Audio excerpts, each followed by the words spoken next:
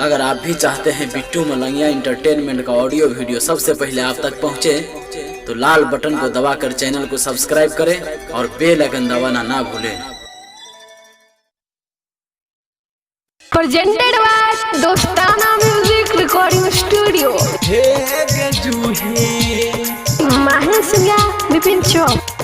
अखन अपने सब सुन रहा छी बिट्टू मलंगिया एंटरटेनमेंट के डीजे कंचन राज हाजीपुर वैशाली।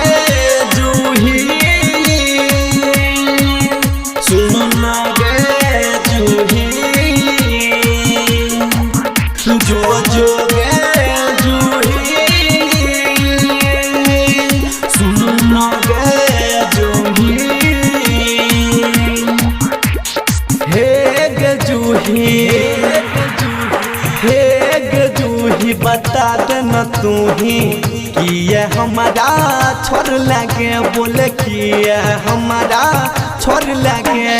कौन कमी रहे हमारा में, कौन कमी रहे हमारा में, जे दोसरा के संगे तू चल गेल लगे।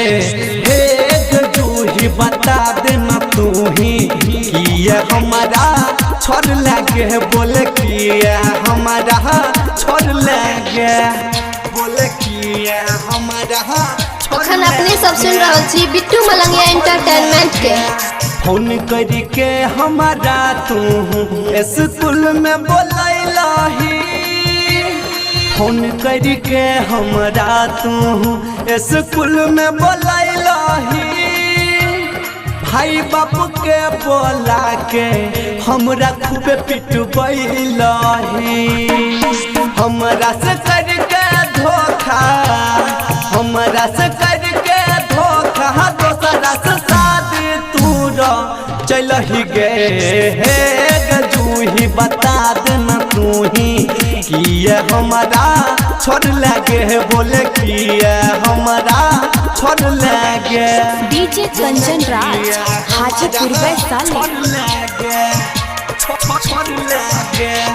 आज उजाला सुमंत के संग घर अपन बसैलही, आज उजाला सुमंत के संग घर अपन बसैलही। अमोदला देलक जिंदगी में अगिया लगैलही, हमारा तू कना के, हमारा तू कना के जानू ससुरा में न खुश रही पैबही गे।